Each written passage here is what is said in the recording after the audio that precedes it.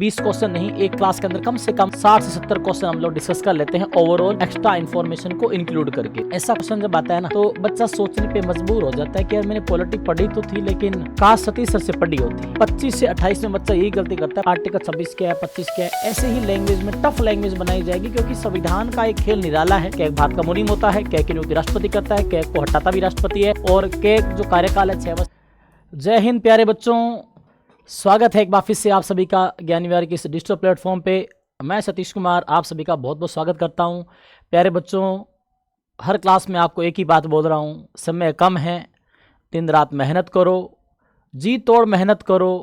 अब आप लोगों को कुछ भी नहीं अलग से कोई नया जो आइडिया है आपके दिमाग में नहीं आना चाहिए, ना कोई नई किताब दिमाग में आनी चाहिए। बस जो आपने दिमाग में अपने अंदर जो दिमाग में बिठा लिया है बस उसी पे ही फोकस्ड रहना है आप लोगों को। और प्यारे बच्चों, ये जो हमारा जो सेशन चल रहा है आपको वर्दी दिलाने वाला सेशन है। प्यारे बच्चों, जो जीके के अंदर 50 क्वेश्चन आएंगे उस 50 क्वेश्चन में पूरी जो ज्ञान विहार की टीम है और मेरा पूरा का पूरा जो है ध्यान इसी बात पे रहेगा कि ऐसे क्वेश्चनों की सीरीज आप लोगों के लिए लेके आऊं जो आप लोगों को दिल्ली पुलिस कांस्टेबल भर्ती परीक्षा 2025 में आप लोगों का चयन जो है सुनिश्चित करवा दे। तो प्यारे बच्चों, पॉलिटी, हिस्ट्री, इकोनॉमिक्स, जियोग्राफी आने वाले 2 से ढाई महीने में आप लोगों को बहुत शानदार क्वेश्चन मैं आप लोगों के लिए लेके आऊँगा और डिटेल एनालिसिस के साथ। तो जो पिछली हमारी टॉप 3 जो क्लासें हुई है पॉलिटी के 20 जो क्वेश्चन है, वो जो 60 क्वेश्चन है, अगर किसी बच्चे ने वो 3 क्लासें नहीं ली है तो आप लोग आपके जो हमारा ज्ञान विहार एसएससी का जो यूट्यूब चैनल है उस पर आप लोग आराम से देख सकते हो प्यारे बच्चों। एंड वो जो 60 क्वेश्चन है कम से कम 200 क्वेश्चनों के इक्वल आप लोगों को मिलेंगे। उसके अंदर जो बातें बताई गई है आप लोग उसको डिटेल में देखेंगे तो कहीं ना कहीं आपको लगेगा भाई हाँ 200 प्लस क्वेश्चन पॉलिटी के तैयार हो चुके हैं। और आज भी आप लोग कम से कम 20 क्वेश्चन नहीं, एक क्लास के अंदर कम से कम 60 से 70 क्वेश्चन हम लोग डिस्कस कर लेते हैं ओवरऑल एक्स्ट्रा इन्फॉर्मेशन को इंक्लूड करके। प्यारे बच्चों, चलिए शुरुआत करते हैं सेशन की। सेशन को शुरू करने से पहले मैं आप लोगों को एक विशेष बात बताना चाहूँगा कि आने वाले 2 से ढाई महीने यानी कि हमारे पास 75 से 80 दिन जो बचे हैं इनमें हमें किस प्रकार से तैयारी करनी है तो उसका डिटेल वीडियो मैंने आप लोगों के लिए अपने जो चैनल है उस पर अवेलेबल करवा दिया है। जिस बच्चे को लगता है कि मुझे इस समय में क्या करना चाहिए तो वो वीडियो आप लोग जरूर देखें, ठीक है। पहला क्वेश्चन आप लोगों के सामने प्यारे बच्चों, ऐसे ही क्वेश्चन आप लोगों के सामने बनेंगे। ये तो 2023 के अंदर दिल्ली पुलिस के एग्जाम में पूछा गया और मैं आपको बता दूं कि भाई आप लोग ये मत देखा करो कि भाई वेंडर चेंज हो गया, वेंडर चेंज हुआ है, जीके चेंज नहीं हुआ भाई, ठीक है। तो ये जरूर आप लोग याद रखें। ना ही हमें जीके के लेवल को जज करना है कि क्या सर हार्ड जीके आएगा, आसान आएगा, मॉडरेट आएगा। भाई आप लोगों को सब्जेक्ट एक्सपर्ट बनना है। अगर आपका सब्जेक्ट अच्छा है तो आप उससे सारे क्वेश्चंस कर पाओगे। तो बस ऐसे ही तैयारी करो और शॉर्ट नोट्स आप लोगों के पास हर एक सब्जेक्ट के होने चाहिए। इतना कम समय हमारे पास, वहीं से आप लोग प्यारे बच्चों अच्छा कर पाओगे। और मैंने आपको पहले ही बोल दिया कि अभी ऐसे पढ़ो जैसे रैंक लेके आनी है, रैंक लाने के हिसाब से पढ़ोगे तो आप लोग जीत जाएंगे भाई, ठीक है। तो प्यारे बच्चों, क्वेश्चन है आप लोगों के सामने कि भारतीय संविधान का वह अनुच्छेद जो आर्टिकल 23 और 24 आप लोगों के सामने दिया गया है किस अधिकार से संबंधित है। भाई प्यारे बच्चों, ये बात हम लोग कर रहे हैं, पिछली क्लास में भी हम लोगों ने बात की थी कि जो हमारे जो मूल अधिकार है, फंडामेंटल जो राइट्स है, वो संविधान के कौन से भाग से संबंधित है। मैंने आपको पहले ही बताया था कि जो भी टॉपिक का नाम देखो पहले उसके टूट पड़ा करो, ठीक है। भाग 3, आर्टिकल संख्या कहां से कहां तक है, 12 से 35 में है, ठीक है। मूल अधिकार जब संविधान लागू हुआ तब कितने थे, संविधान लागू 1950 में हुआ तब कितने थे, 7। आज कितने हैं प्रेजेंट में, प्रेजेंट में 6 फंडामेंट राइट्स है। और जो फंडामेंट राइट्स है, मूल अधिकार कहां से लिए गए हैं, अमेरिका के संविधान से लिए गए। कहां से लिए गए हैं, अमेरिका के संविधान से। ये लो, इतनी सारी बेसिक बातें आप लोगों ने एक्स्ट्रा पढ़ ली, ठीक है, अमेरिका के संविधान से। एंड प्यारे विद्यार्थियों, यहाँ जो 4 ऑप्शन दे रखे हैं ना भाई, इसमें आप लोगों को ये पता होना चाहिए कि जो आर्टिकल 23 और 24 है यहाँ पे किससे संबंधित है, राइट टू अगेंस्ट एक्सप्लॉयटेशन। ये आर्टिकल 23 और 24 शोषण के विरुद्ध अधिकार से संबंधित है। धर्म की स्वतंत्रता आपके आर्टिकल संख्या 25 से 28 में है। एंड प्यारे बच्चों, संवैधानिक उपचारों का अधिकार आर्टिकल 32 के अंदर आता है, जिसे संविधान का हृदय और आत्मा कहा जाता है। और समानता यानी कि राइट टू जो इक्वलिटी है वो आपके आर्टिकल 14 से 18 में आते हैं। भाई कुल 6 मूल अधिकार है प्यारे बच्चों। पहला मूल अधिकार समानता अधिकार, राइट टू इक्वलिटी, 14 से 18। 19 से 22 स्वतंत्रता का अधिकार और 23 से 24 शोषण के विरुद्ध अधिकार, right to against exploitation, and उसके बाद आता है right to freedom of religion, ठीक है 25 से 28, एंड उसके बाद right to education and culture, शिक्षा संस्कृति का अधिकार आ जाता है आपके 29 और 30 में। उसके बाद प्यारे बच्चों लास्ट जो फंडामेंटल राइट्स है वो कौन सा है आपका, संवैधानिक उपचारों का अधिकार यानी कि आर्टिकल 32 में आता है। तो 6 मूल अधिकार आपके, 6 के 6 मूल अधिकारों का नाम पता होना चाहिए, कौन सा आर्टिकल किससे संबंधित है ये भी आप लोगों को पता होना चाहिए। और 23 और 24 क्या कहते हैं, 23 बोलता है कि मानव तस्करी पे रोक, prohibition of human trafficking and also prohibition on force labour, बलात्कार श्रम निषेध और मानव तस्करी पे रोक। यानी कि प्यारे बच्चों आप लोग जैसे दिनचर्या में सुनते हो भाई नशीले पदार्थों की तस्करी होती है, डोडा अमल जो अफीम है उसकी तस्करी होती है और शराब की भी तस्करी होती है, लेकिन भाई मानव की जो तस्करी है, महिलाओं बच्चों और पुरुषों को भाई खरीदना और बेचना गैर कानूनी अपराध है। प्यारे बच्चों इन गतिविधियों पर रोकथाम लगाने के लिए आर्टिकल 23 बनाया गया है। और बलात्कार श्रम जो निषेध है ये बोलता है कि भाई काम के बदले पैसे नहीं देने पर यानी कि किसी को मानसिक रूप से प्रताड़ित किया जाए तो ये गैर कानूनी है, ठीक है। और आर्टिकल 24 क्या बोलता है, 24 बोलता है कि 14 वर्ष तक के बच्चों को कारखानों में भर्ती करवाना एंड उनसे कार्य करवाने पर रोक है। 14 साल तक के बच्चों को कारखानों में भर्ती करवाने और कार्य करवाने पर रोक लगाता है आर्टिकल 24। और याद कैसे रखें भाई, अगर आपसे पूछता है कि आर्टिकल 24 के तहत कितनी उम्र के बच्चों को फैक्ट्रीज कारखानों में भर्ती करवाने या उनसे कार्य करवाने पर रोक है, तो आप लोगों को पता होना चाहिए भाई, ठीक है 14 साल तक की उम्र। हालांकि शुरुआत में अंग्रेजों के ज़माने में उम्र 7 साल होती थी, फिर बढ़ा के 12 की गई। First factory act 1881 and second factory act दूसरा कारखाना अधिनियम 1891।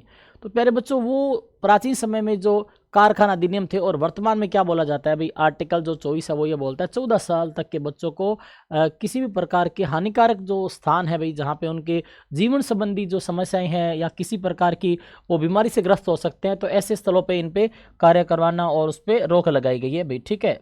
ये जरूर याद रखें, शोषण के विरुद्ध अधिकार 23 और 24, ठीक है। अगला क्वेश्चन ये देखो भाई, एक बार और फंडामेंटल राइट्स का ही क्वेश्चन है। ऐसे क्वेश्चन ही ऐसी लैंग्वेज में आप लोगों से पूछे जाएंगे, सीधा नहीं पूछा जाएगा भाई आर्टिकल 26 क्या है 25 क्या है, ऐसे ही लैंग्वेज में टफ लैंग्वेज बनाई जाएगी, क्योंकि संविधान का एक खेल निराला है। बच्चे को लगता है कि उसको क्वेश्चन आ रहा है। 25 से 28 में बच्चा यही गलती करता है। 25 से 28 धार्मिक स्वतंत्रता का अधिकार है। यहाँ पे देखो सारे के सारे जो धार्मिक मामलों के हैं वो दे रखे हैं। देखो भाई प्यारे बच्चों 25 में क्या है भाई, किसी भी धर्म को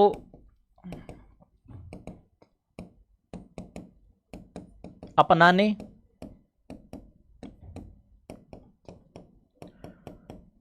त्यागने, प्रचार प्रसार करने की स्वतंत्रता,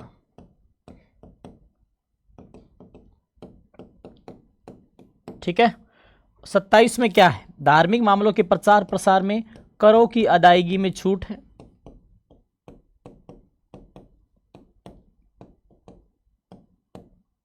और प्यारे बच्चों 26 में बोला गया इस क्वेश्चन का उत्तर, धार्मिक मामलों के प्रबंधन की स्वतंत्रता। ये आपका हो जाएगा जवाब, ठीक है 26 नंबर। 28 में क्या है, 28 में ये चीज है,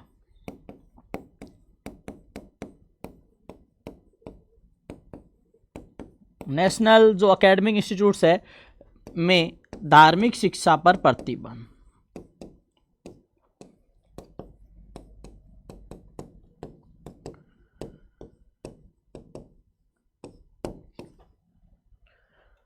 तो यहां 4 जो धार्मिक स्वतंत्रता से संबंधित जो आर्टिकल्स आप लोगों के सामने दिए गए हैं प्यारे बच्चों, ये आप लोगों को याद रखने हैं। चारों के चारों फंडामेंटल राइट्स आपके सामने हैं।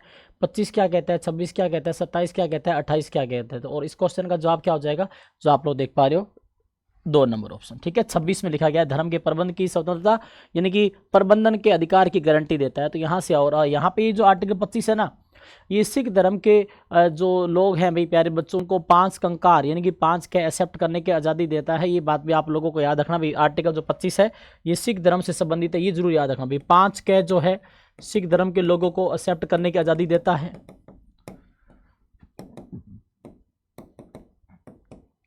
सिख धर्म के लोगों से संबंधित है ये, ठीक है। और 5 क में प्यारे बच्चों एक तो आता है कृपाण, ठीक है, एक आता है कच्छा, केश, कंगा एंड कड़ा।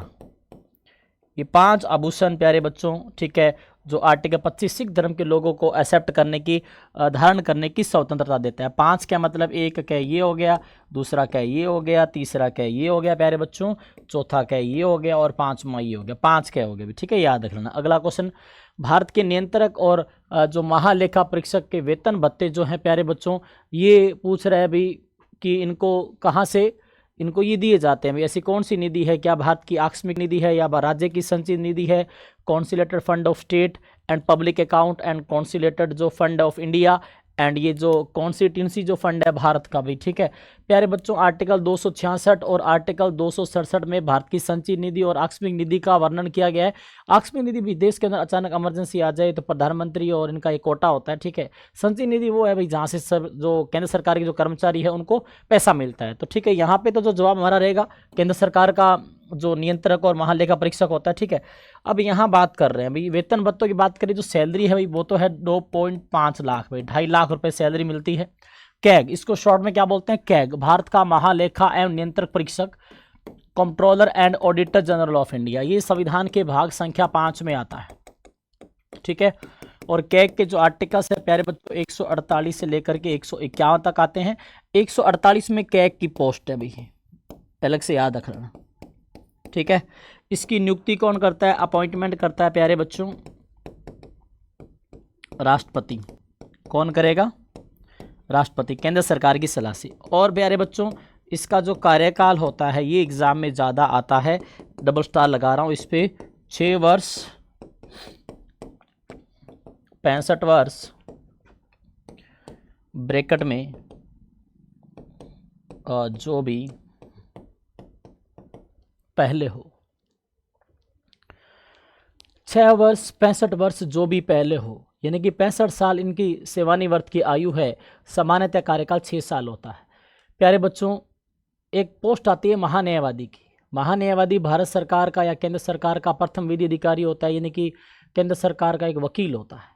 उसी प्रकार से भारत सरकार अपना एक मुनीम भी रखती है।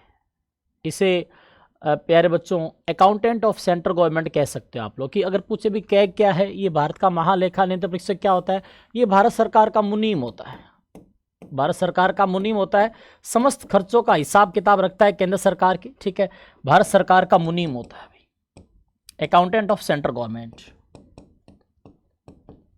Accountant of central government. और प्यारे बच्चों ये भारत की शीर्ष लेखा जोखा वाली यूनिट मानी जाती है कैग। भारत की शीर्ष लेखा जोखा रखने वाली यूनिट कौन सी है, कैग है भाई, यानी कि it's a apex audit body of India या भारत सरकार। प्यारे बच्चों ये जरूर याद रखना, कैग की पोस्ट आर्टिकल, कैग भारत का मुनीम होता है, कैग की नियुक्ति राष्ट्रपति करता है, कैग को हटाता भी राष्ट्रपति है। और कैग जो कार्यकाल है 6 वर्ष 65 वर्ष, सैलरी आप लोगों को बता दी, रिजाइन राष्ट्रपति को देगा, ये जरूर याद रख लेना। और इसकी जो योग्यता है वो मूल संविधान में इसकी योग्यता का कोई उल्लेख नहीं है, लेकिन संसद ने एक जो योग्यता निर्धारित कर रखी है कि वह भारत का नागरिक होना चाहिए और उसको वित्तीय मामलों का वो जानकार होना चाहिए भाई। He should be expert of financial affairs, यानी कि जो वित्तीय मामले हैं वो उसका एक्सपर्ट होना चाहिए, उसी को कैग अपॉइंट किया जाता है। और गिरीश चंद्र मुर्मू वर्तमान में भारत के कैग है, याद रख लेना प्यारे बच्चों, ठीक है। चलिए अगले क्वेश्चन की ओर। भारतीय संविधान की 10वीं अनुसूची के अलावा अन्य मामलों के लिए राज्य विधानसभा के सदस्यों की अयोग्यता का निर्णय कौन करता है। लो भाई देखो, ऐसा क्वेश्चन जब आता है ना तो बच्चा सोचने पे मजबूर हो जाता है कि यार मैंने पॉलिटिक्स पढ़ी तो थी, लेकिन काश सतीश सर से पढ़ी होती, ठीक है। तो ये कहीं ना कहीं एक प्यारे बच्चों बहुत सारे विद्यार्थियों के लिए, अब देखो ऐसे क्वेश्चन की जो लैंग्वेज है ना, भले ही बच्चे ने साधारण लाइन पढ़ी हो, लैंग्वेज टफ करके बच्चे का दिमाग सोचने पे मजबूर कर दिया। और वहाँ पे जो परीक्षा भवन में जो दिमाग पे जो प्रेशर होता है ना, वो प्रेशर हमसे गलती करवा देता है, ठीक है। तो यहाँ वो गलती नहीं करनी है आप लोगों को। यहाँ पहले तो देखो भाई 10वीं अनुसूची, मैंने लास्ट क्लास में आप लोगों को 12 की 12 अनुसूचियाँ पढ़ाई है। 10वीं अनुसूची का नाम क्या है, 10वीं अनुसूची दल बदल कानून से संबंधित है, जो MP और MLA को अयोग्य घोषित करती है, एंटी डिफेक्शन लॉ।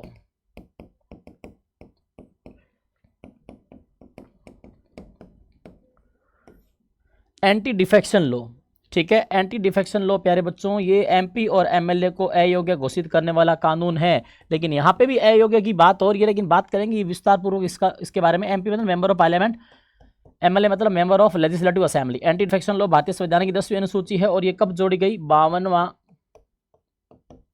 संविधान संशोधन 1985 में।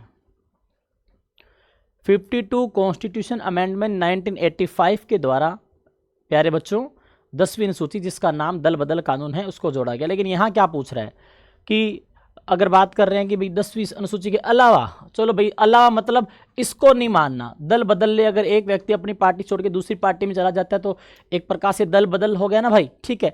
लेकिन ये पूछ रहा है कि दल बदल के अलावा भाई जो है भाई देखो कौन कर सकता है ये ऐसा काम राज्यपाल करेगा, अलावा, ठीक है। अगर अलावा नहीं होता तो जो विधानसभा का जो अध्यक्ष है, लेजिस्लेटिव असेंबली का जो स्पीकर है, वो एक एमएलए को अयोग्य घोषित कर सकता है दल बदल कानून के आधार पर। सेंटर में बात करूं तो एमपी को लोकसभा का अध्यक्ष, ये राज्यसभा में है तो राज्यसभा का सभापति यानी उपराष्ट्रपति एक एमपी को दल बदल कानून के आधार पे वो अयोग्य घोषित कर सकते हैं। लेकिन यहाँ पे दल बदल कानून के अलावा अगर बात की जाए तो राज्यपाल जो है ना चुनाव आयोग से परामर्श लेकर के, इलेक्शन कमीशन से सलाह करके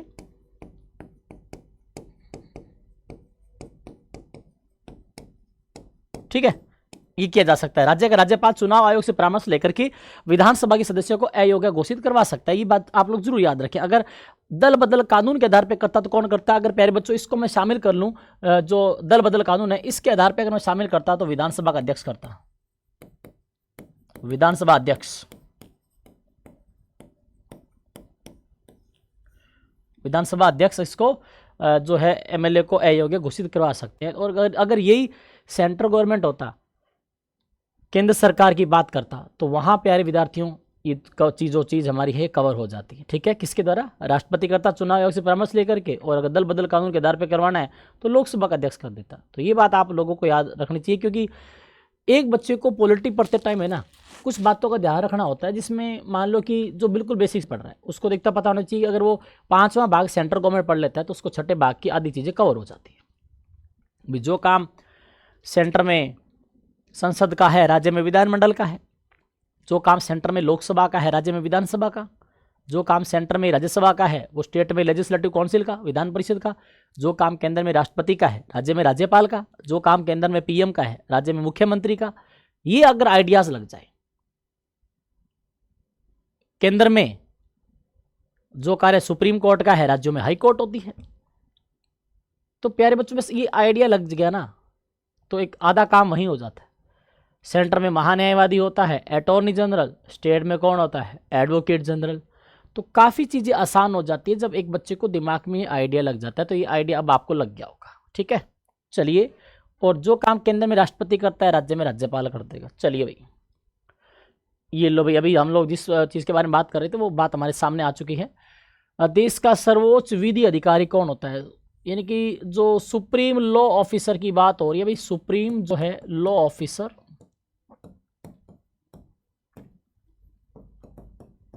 और वैसे प्यारे बच्चों सुप्रीम और प्रथम विधि अधिकारी या कानूनन अधिकारी, लैंग्वेज चेंज होकर ऐसा लिखा सकता है, प्रथम कानूनन अधिकारी कौन होता है? तो बच्चों को लगता है कि भाई भारत में जो अगर यहाँ पे मुख्य न्यायाधीश है तो हो सकता है भाई सुप्रीम कोर्ट का मुख्य न्यायाधीश हो जाए। नीति आयोग का अध्यक्ष, नीति आयोग का अध्यक्ष कौन होता है? पीएम होता है भाई, ठीक है। मुख्य चुनाव आयोग, चीफ इलेक्शन कमिश्नर या देश का महान्यायवादी भाई। प्यारे बच्चों आर्टिकल 76 में आता है, ठीक है। अपॉइंटमेंट की बात करें, अपॉइंटमेंट आर्टिकल 76 सेक्शन 1 कौन करेगा? प्रेसिडेंट ऑफ इंडिया, भारत का राष्ट्रपति करेगा, ठीक है, केंद्र सरकार की सलाह से। और महान्यायवादी होता कौन है? भारत सरकार का सर्वोच्च विधि अधिकारी, और प्यारे बच्चों केंद्र सरकार का एडवोकेट होता है। भारत सरकार या केंद्र सरकार एक ही बात है ना भाई, केंद्र सरकार का वकील होता है। एडवोकेट ऑफ सेंट्रल गवर्नमेंट, महान्यायवादी, अटॉर्नी जनरल जिसको बोलते हैं, केंद्र सरकार का वकील होता है, केंद्र सरकार का पहला विधि अधिकारी होता है, आर्टिकल 76 में आता है, भाग 5 में आता है। नियुक्ति राष्ट्रपति करता है, कार्यकाल 5 वर्ष 65 वर्ष जो भी पहले हो, या सही रूप से जो जवाब होता है, यह राष्ट्रपति के प्रसाद पर्यंत अपना पद ग्रहण करता है। सैलरी सुप्रीम कोर्ट के अध्यक्ष जज के बराबर 2.5 लाख रुपए त्याग पत्र राष्ट्रपति को देगा। हटाएगा कौन? राष्ट्रपति, केंद्र सरकार के आदेश से। और उसके अलावा जो पहले पहले भारत के महान्यायवादी थे, MC शीतलवाड़, आज कौन है? R वेंकट रमनी। तो ये सब बातें आपको पता होनी चाहिए। आर्टिकल 76 में महान्यायवादी का पद, 76 सेक्शन 1 में इसकी नियुक्ति, और आर्टिकल जो 88 है उसमें महान्यायवादी के अधिकार एवं शक्तियों के बारे में बताया गया है। तो 3 आर्टिकल से संबंधित है, रट्टा मार लेना। और यहाँ पे ये जो भारत का महान्यायवादी होता है प्रथम विधि अधिकारी होता है भी, ठीक है। ये नियुक्ति हो गया, और कार्यकाल और शपथ भी प्यारे बच्चों इसको राष्ट्रपति दिलाएगा। ओथ, राष्ट्रपति, इस्तीफा, राष्ट्रपति और कार्यकाल 5 वर्ष 65 वर्ष ब्रैकेट में जो भी पहले हो। तो ये सब बातें आपके दिमाग में रहनी चाहिए भाई, ठीक है, जो मैंने अभी आपको बताया है। ये 5 नंबर क्वेश्चन तक डिटेल एनालिसिस हुआ है। अगला क्वेश्चन, भारत के संविधान में किस अनुच्छेद में ये कहा गया है कि भाई वन हुए, वनों, ठीक है, झीलों और ये बार आ गया, नदियों और वन्य जीवों सहित प्राकृतिक पर्यावरण की रक्षा और सुधार करना, जीवित प्राणियों के प्रति दया भाव रखना भारत के प्रत्येक नागरिक का कर्तव्य होना चाहिए। बहुत बढ़िया प्रश्न है प्यारे बच्चों। वैसे भी आप लोगों को ये बात तो दिमाग में रखनी चाहिए कि जो मूल कर्तव्य है वो हमारे रूस के संविधान से लिए गए हैं। भारतीय संविधान के अंदर आर्टिकल जो है 51A में आते हैं। अभी कौन सा मौलिक कर्तव्य होगा? ये मौलिक कर्तव्य प्यारे बच्चों आप लोगों को ये दिमाग में रहना चाहिए कि जो मौलिक कर्तव्य है ये एक तो आर्टिकल 51A में आते हैं, ठीक है। और इनका भाग कौन सा है? 4A। कहाँ से लिए गए हैं? ये प्यारे बच्चों लिए गए हैं रूस के संविधान से। कहाँ से?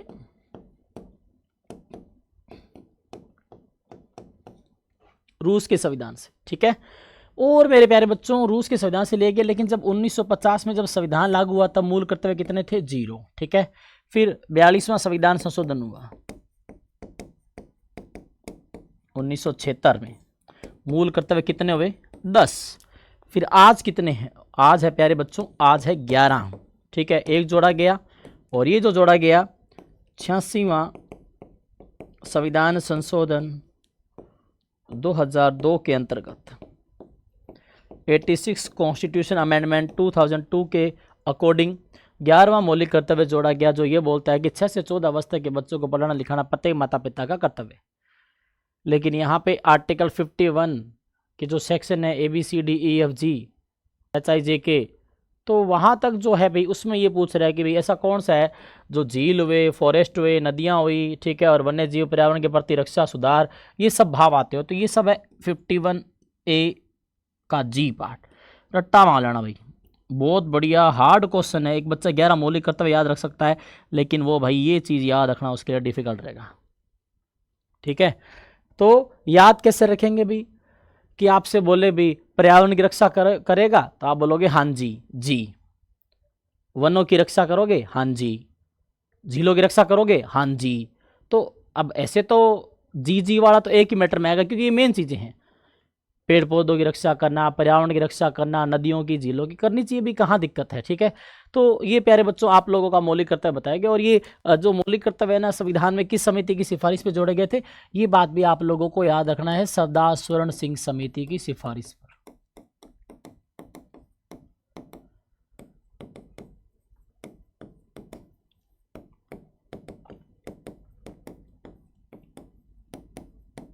ठीक है भाई, चलिए अगला क्वेश्चन। ये प्यारे बच्चों अभी हम लोगों ने इसको डिटेल में पढ़ा था कि भारतीय संविधान के अनुच्छेद 76 में किसके संबंध में है? महान्यायवादी। भी महान्यायवादी प्यारे बच्चों ये आप लोगों को पता होना चाहिए। महान्यायवादी अटॉर्नी जनरल, ठीक है, ये भारत सरकार का प्रथम विधि अधिकारी होता है। अभी पढ़ के गए हम लोग, भारत सरकार का प्रथम विधि अधिकारी।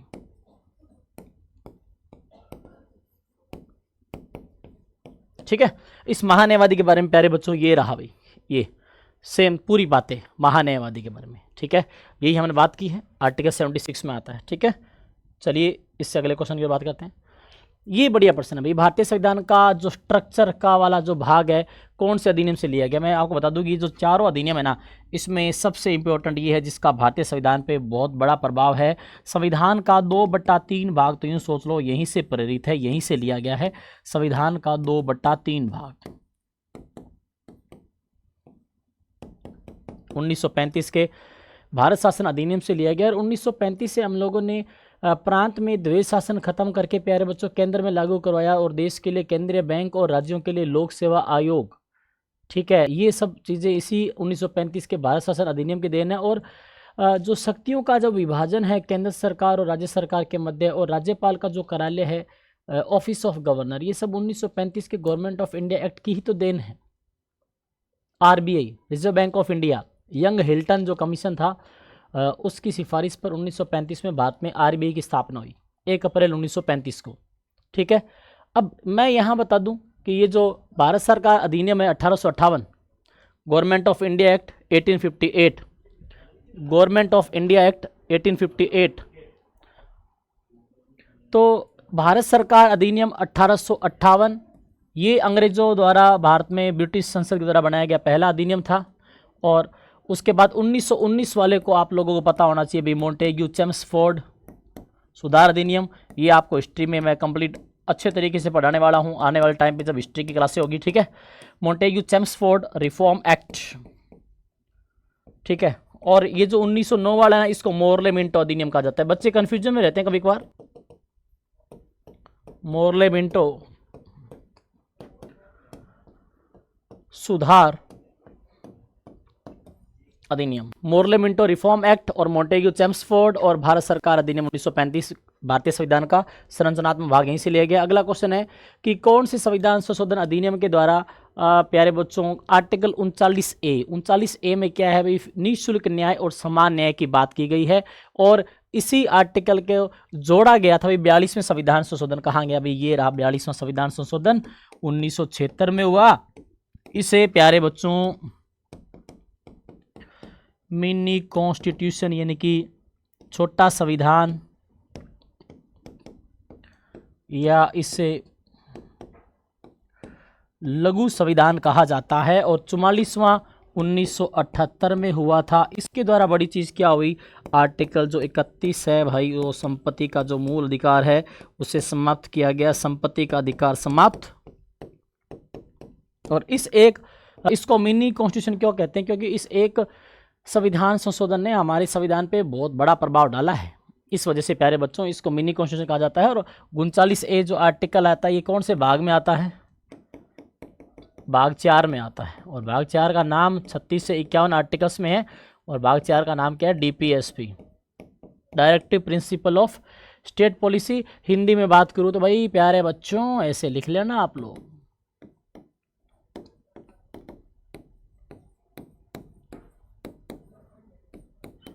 और ये कहाँ से लिया गया है, आयरलैंड के संविधान से।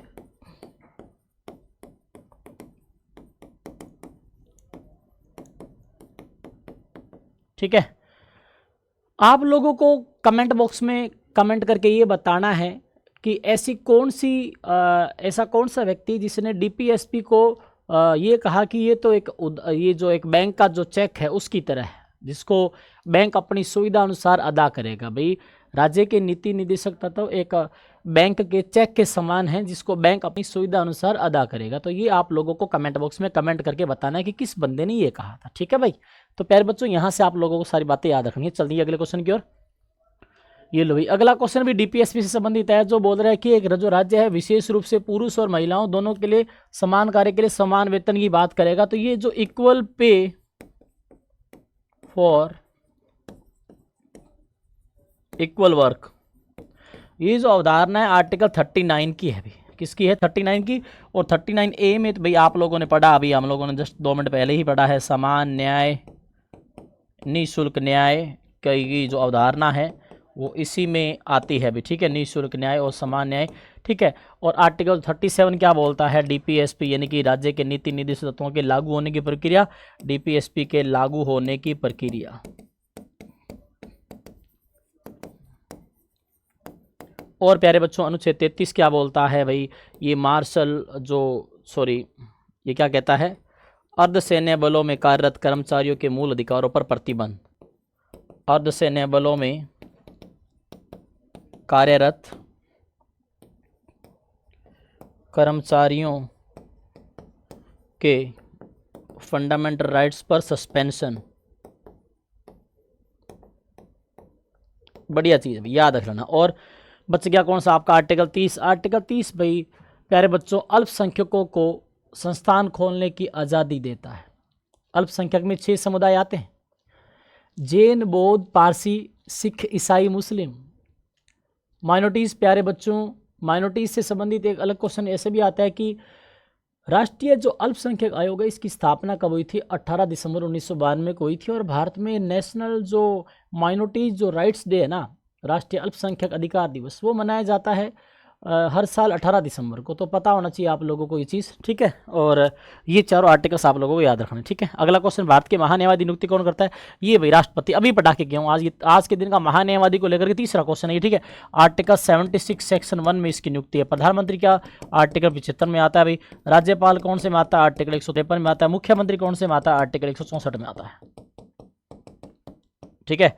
मुख्यमंत्री की नियुक्ति कौन करेगा, बता देता हूँ, सबकी नियुक्ति बताता हूँ भाई। देखा, ये महान्यायवादी की नियुक्ति राष्ट्रपति कर रहा है, और राष्ट्रपति की तो जो नियुक्ति है भाई वो होती है, चुनाव होता है। और प्रधानमंत्री की नियुक्ति कौन करता है, राष्ट्रपति करता है,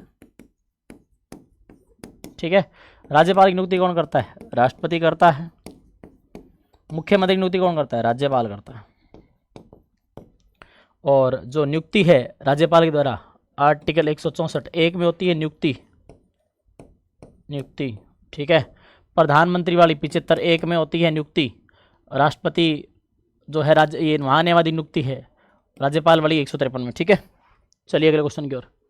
संविधान का अनुच्छेद 17 के अनुसार भी आर्टिकल 17 क्या है प्यारे बच्चों, ये अस्पृश्यता यानी कि अनटचेबिलिटी का अंत करता है। अनटचेबिलिटी भी, छुआछूत जो वर्ड आता है, छुआछूत जो हमारे समाज में, भारतीय समाजों में जहर की तरह है, ये इसका अंत करता है कौन, आर्टिकल 17, ठीक है प्यारे बच्चों।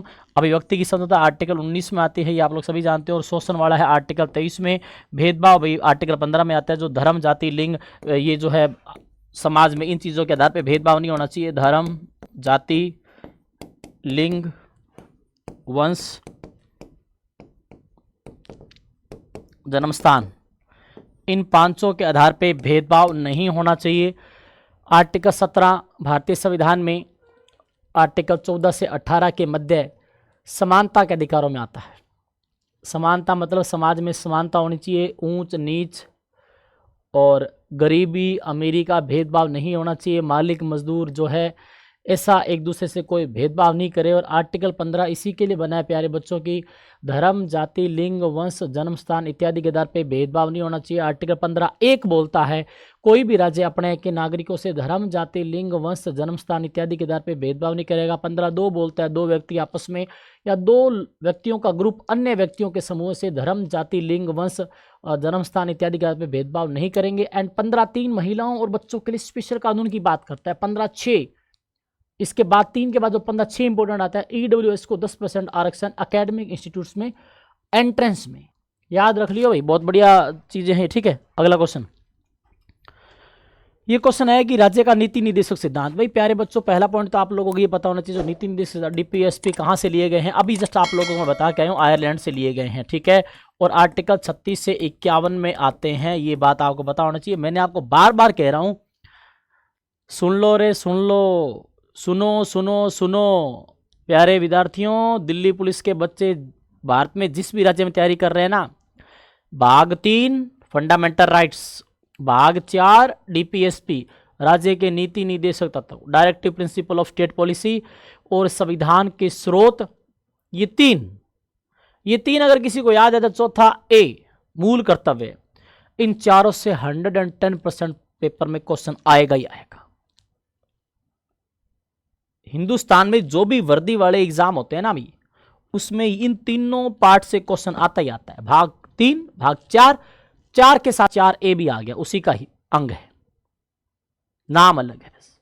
और एक संविधान के सोर्सेज ऑफ इंडियन कॉन्स्टिट्यूशन, पक्का आएगा क्वेश्चन, ठीक है। तो यहाँ पे ये देखो भाई क्या है कि राज्यों से आय, स्थिति, सुविधाओं और अवसरों में असमानता को कम करने की अपेक्षा करता है, और इसको जोड़ा गया 44वां संविधान संशोधन 1978 के द्वारा। भाई बहुत बढ़िया प्रश्न, ठीक है, ये हो जाएगा।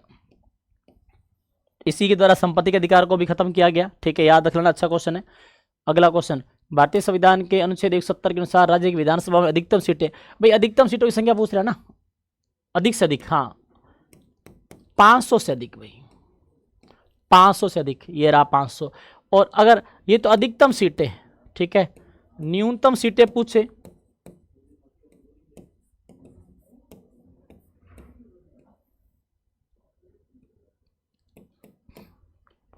न्यूनतम सीटों की संख्या पूछे तो याद रख लेना 60। अधिकतम सीटों की संख्या 500, न्यूनतम सीटों की संख्या 60, ठीक है। भारत में अलग अलग राज्यों से इसके अलग अलग सीटें हैं, सबसे ज़्यादा सीटें हैं यूपी में 403, याद रख लेना, और सभी राज्यों से अलग अलग है। एक बच्चे को खुद के राज्य की सीटें तो पता होनी चाहिए, ठीक है प्यारे बच्चों। चलिए हाँ अगला क्वेश्चन, हाँ भाई देखो ये 22 के 22 भाग, 22 भाग हैं, 22 भागों के नाम आपको पता होना चाहिए, 1 से लेकर के 22 तक कंटिन्यू आपके जहन में होने चाहिए। अब यहाँ क्या पूछ रहा है कि इसमें से कौन सा असंगत है, गलत है, वो बताओ। तो प्यारे बच्चों भाग 8 का नाम क्या है, केंद्र शासित प्रदेश, 8 यूटी है, 8वें भाग में आते हैं। मौलिक कर्तव्य भाग 2 में, ना भाई ये गलत हो जाएगा। संघ व उसका राज्य क्षेत्र, उसके जो क्षेत्र है या उसका राज्य क्षेत्र, यूनियन एंड इट्स टेरिटरी भाग 1 में आता है। भाग 3 का नाम मौलिक अधिकार है, बिल्कुल सही है भाई। केंद्र शासित प्रदेश प्यारे बच्चों यहाँ पे जो इनके आर्टिकल्स है वो 239 से 242 है, ठीक है, आर्टिकल्स की बात कर रहा हूँ मैं। और इसके अलावा ये जो मौलिक कर्तव्य है ना, अगर यहाँ पे 4A हो जाता तो सही हो जाता, ठीक है। तो हमारा उत्तर इसके हिसाब से तो यही करना है हमें, ठीक है, इसके हिसाब से तो ये करना है। और मौलिक कर्तव्य कौन से आर्टिकल में आते हैं, 51A में आते हैं।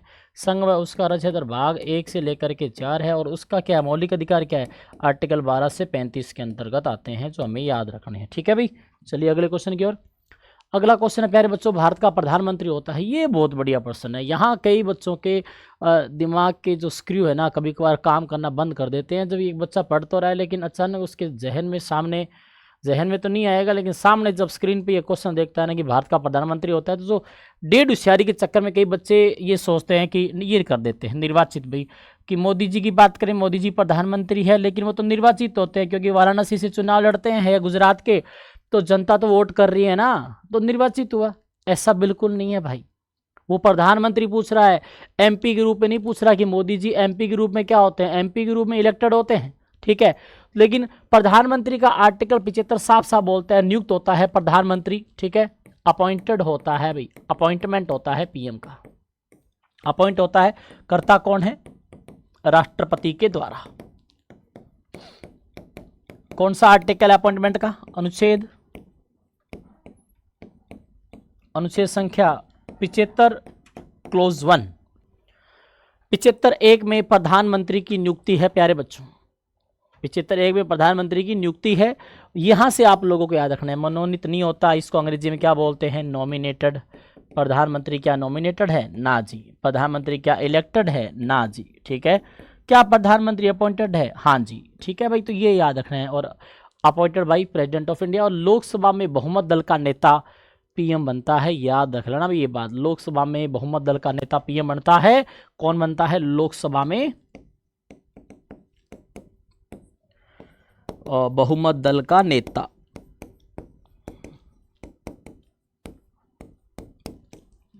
लोकसभा में बहुमत दल का नेता। अगला क्वेश्चन, भारतीय संविधान के किस अनुच्छेद के अंदर यह कहा गया है कि राज्य के नीति निर्देशक तत्वों का जो सिद्धांत है देश के शासन में आधारभूत है, और कानून बनाने में सिद्धांतों को लागू करने का राज्य का कर्तव्य होगा। सीधी सी बात है प्यारे बच्चों, यहाँ हम लिख लेते हैं आर्टिकल 51 में क्या आता है, 51 में तो आता है, एक बच्चे को जब याद है 36 से 51 तो ऑटोमेटिक पकड़ लेगा वो, अंतर्राष्ट्रीय शांति व सुरक्षा, international peace and security, international peace and security. 38 में क्या है, लोक कल्याणकारी राज्य की अवधारणा,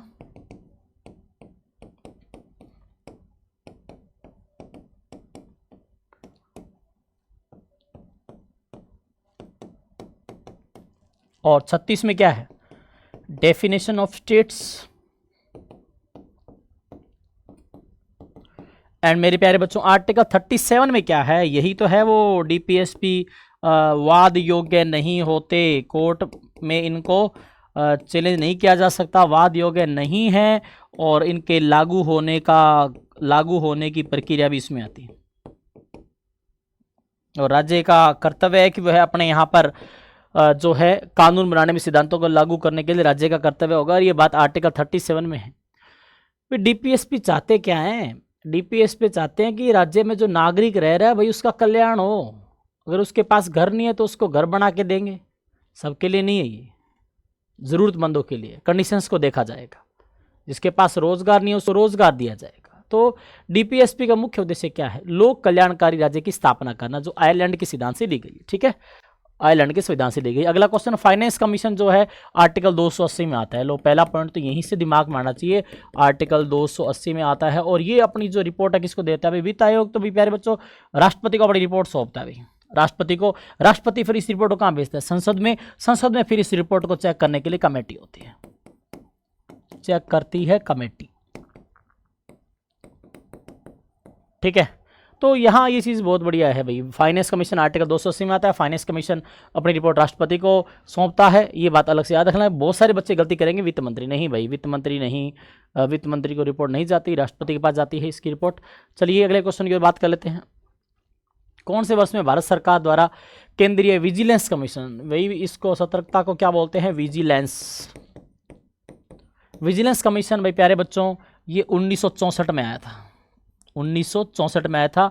एंड विजिलेंस कमीशन के क्या कार्य होते हैं, तो मैं आपको बता दूं कि हमारे भारत में प्यारे बच्चों सूचना आयोग, चुनाव आयोग एंड उसके अलावा मानवाधिकार आयोग, लोकपाल, लोकायुक्त, फाइनेंस कमीशन, वित्त आयोग, नीति आयोग और एक आपका ये विजिलेंस आयोग, ये सब आयोग मैं आप लोगों को एक अलग से वीडियो में आप लोगों के लिए सारे आयोग लेके आऊँगा।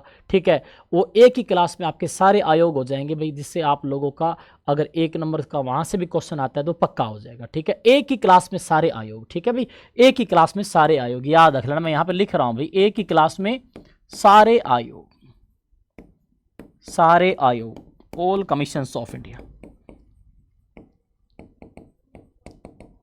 ठीक है भाई, चलिए अगले क्वेश्चन की ओर। टॉप 20 सीरीज की चौथी क्लास का अंतिम क्वेश्चन, भारतीय संविधान के अनुच्छेद 36-51 में। अब 36-51 में तो दिमाग में आना चाहिए भाई, हाँ आयरलैंड से लिए गए हैं, डीपीएसपी है, मुख्य उद्देश्य क्या है, लोक कल्याणकारी राज्य की स्थापना करना। तो ये चाहते क्या है भाई, 36-51 अगर किसी बच्चे ने पढ़ रखा है तो पढ़ लेगा भाई। ठीक है, ये क्या पूछ रहा है भाई, संबंधित नहीं है, तो इन चारों में से कौन सी लाइन है जो इनसे संबंधित नहीं है। 36-51 में क्या है, 36-51 में डीपीएसपी है, राज्य के नीति निर्देशक तत्व। ठीक है, राज्य के नीति निर्देशक तत्व कहाँ से लिए गए, आयरलैंड से लिए गए। बार बार बता रहा हूँ, आयरलैंड की राजधानी क्या है, डबलिन है। ठीक है,